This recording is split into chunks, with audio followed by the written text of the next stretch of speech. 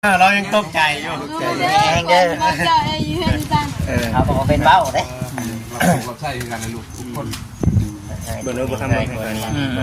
เก่าปั่นมาเด้อน้องเต๋เนาะให้สุขภาพแข็งแรงไว้ให้มันให้ยืนเบิ่งน้องเบิ่งนุ่งได้ไปทางใดมาทางใดก็โทรถามกันได้เห็นเนาะที่จะว่าบ่เห็นไปไกลกันนั่นเด้อได้เนาะมันยืน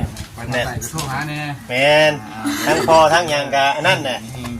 ไปพุ่นกับเบิ่งกันแหละมาบัดนี้หายเศร้าไว้เก่งๆก็แข่งกันเนาะพลังพอที่เจ้าระมัดระวังให้แข่งกันแหละเนาะเบิ่งกันแน่บ่เดินทางตลอดปลอดภัยเด้อโทรเอามีหยังก็โทรเอา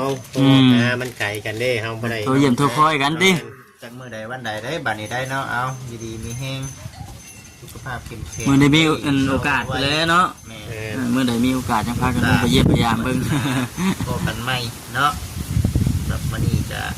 คือว่าเดี๋ยวพี่น้องเอ้ยได้คำอวยชัยพรนั่นแหละอยู่ดีมีแต่บางทีเฮาได้ลงไปทางใต้ทางหยังกันทางเด้อเนาะเว้กินน้ำกินในกันบ้านต้องแต่ก่อนหน้ากินทางอยู่บ่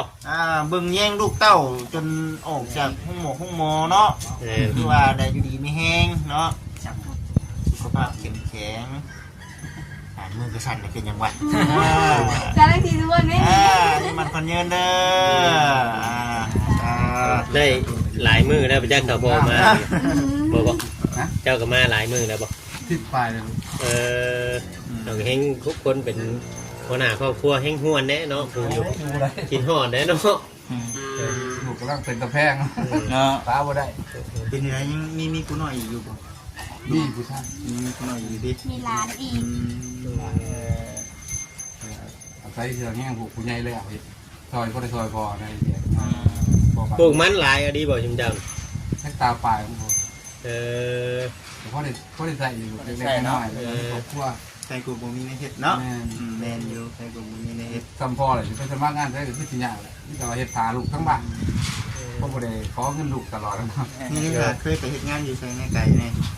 ไทยเคยไปบ่อันนี้ละไก่ชุดเลยไก่ชุดบ่นี่มาสวรรค์เขตนี่บ่ไก่ชุดเลยมาสวรรค์เขตนี่ไก่ชุดเลยเนาะออกแต่พอปีตายนี้นี่เขามีอะไรจะได้ครูเขาเนาะแม่ใช้แน่นเขาแน่นมาไว้ใช้แน่นมาเนี่ยเขาพอกันไว้เลยเนี่ยทั้งพอกับนี่แหละปุ๊บชูๆคนแน่เนาะจะดีแต่งานกันน้องเก๋เนาะโบไปสังคมสังคมพุ่นกับโบจักอีกเนาะบู๊กันอีกว่าได้ก็ได้ได้รีบไม่เพิ่งกินกันเพิ่งคิดว่าจะอันนี้กำลังชิโน